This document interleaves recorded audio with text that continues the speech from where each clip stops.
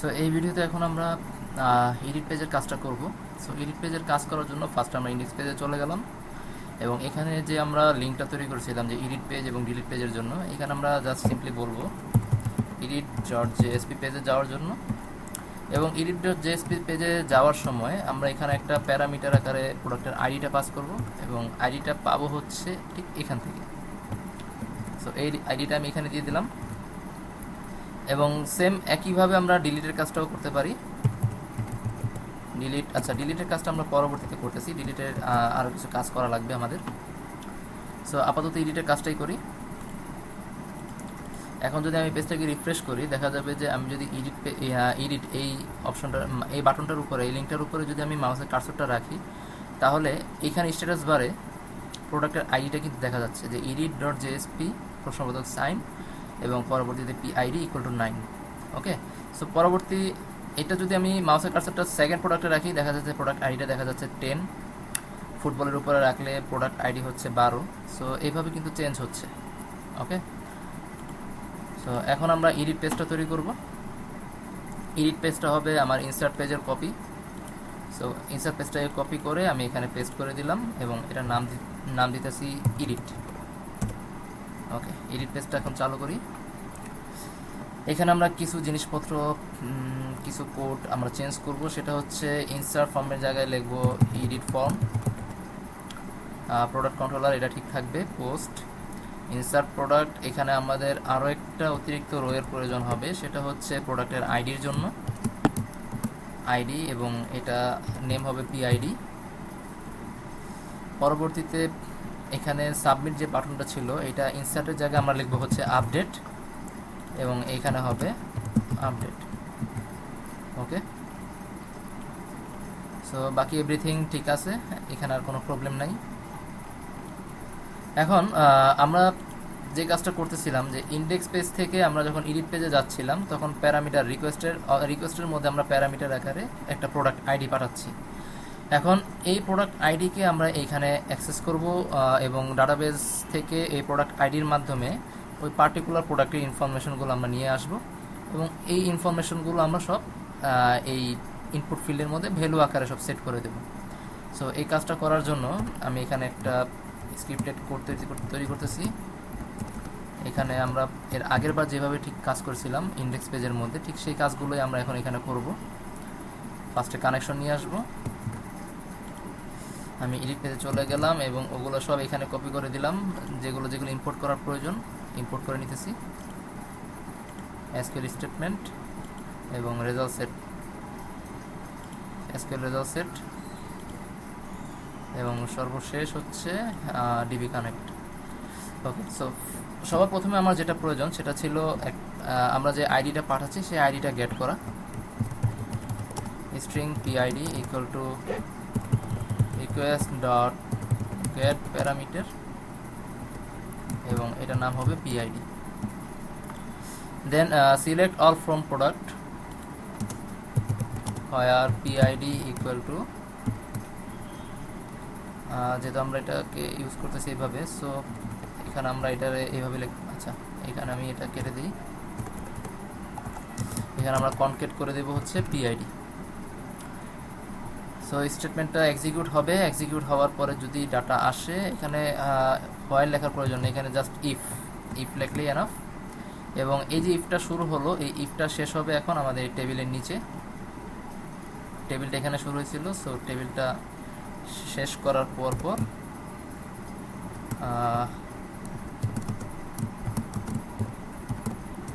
ওকে, so ইফটা আমাদের এখানে শেষ হলো টেবিলের শেষে। টেবিলের শুরুতে ইফ শুরু হয়েছিল এবং টেবিলটা শেষ হওয়ার পরপরই আমরা ইফের সেকেন্ড ব্র্যাকেটটা শেষ করলাম। এখন এখানে যে ডাটাগুলো আসবে সেই ডাটাগুলো আমরা এখানে ভ্যালু আকারে সবগুলো শো করব। সো ফার্স্টে আবার ভ্যালু দিলাম। ভ্যালু দেওয়ার পরে এখানে আমরা স্ক্রিপ্টেড কোড চালাবো,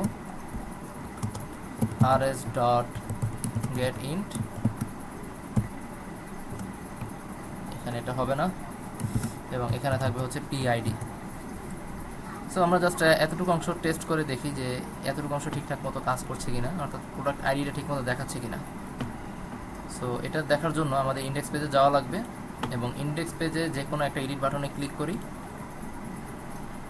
সো এডিট পেজে চলে আসলাম এবং এখানে প্রোডাক্ট আইডি শো করতেছে বাদ। সো আমার কাজটা সম্পূর্ণভাবে ঠিক আছে। আবার পরে চলে গেলাম, এখানে যেভাবে আমরা প্রোডাক্টের আইডিটা শো করেছি ঠিক একইভাবে বাকিগুলোর ভ্যালু আমরা শো করব। এখানে ভ্যালু হিসাবে হবে পি নেম, এখানে প্রাইসের জায়গায় আমরা শো করব হচ্ছে প্রাইস, এবং সর্বশেষ হচ্ছে কোয়ান্টিটি। কোয়ান্টিটিটা আমরা এখানে শো করে দিলাম। এখন যদি পেজটাকে রিফ্রেশ করি, এখানে কোথাও একটা ভুল হয়েছে।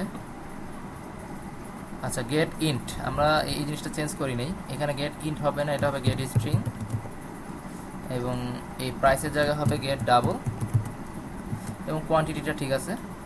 এখন আমরা পেজটাকে আবার রিফ্রেশ করি। এখানে আরও একটা প্রবলেম দেখা যাচ্ছে, এরর রিকোয়ার্ড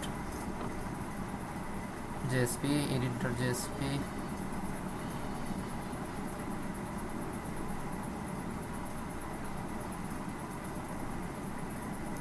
আচ্ছা, এখানে বানানটা ভুল গেছে, এখানে গেট ডিটা বড় হাতের হবে।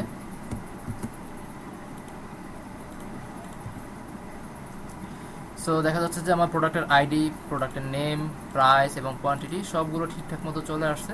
এখন আমরা আপডেট বাটনে ক্লিক করলে এটা সাবলেট পেজে যাবে এবং এই প্রোডাক্ট ইনফরমেশনগুলো সব আবার নতুন করে আপডেট হবে। সো এই কাজটা এখন আমরা করব।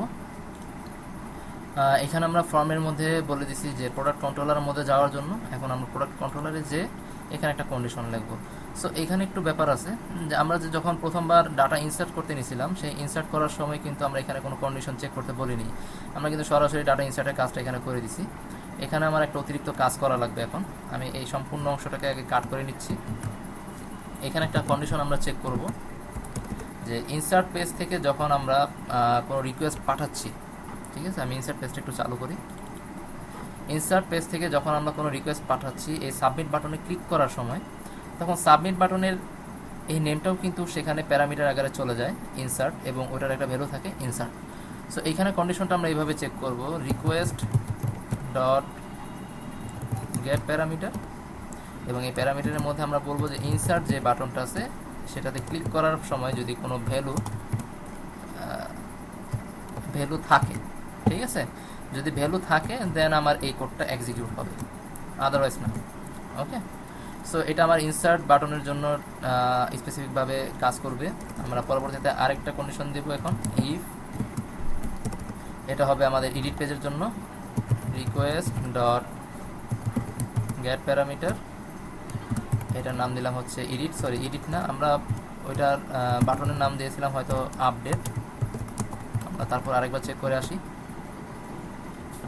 সো এখানে বাটনের নামটা হচ্ছে আপডেট। হ্যাঁ, এখানে আমরা আপডেট ইউজ করছি। সো এখানে আমরা কন্ডিশনের মধ্যে দিলাম যে যদি রিকোয়েস্ট ডট গেট প্যারামিটার এটা আপডেট হয় তাহলে আমরা ভ্যালুগুলোকে আপডেট করব। সো আপডেটের কাজটা পুরোপুরি ঠিক এটার মতোই হবে।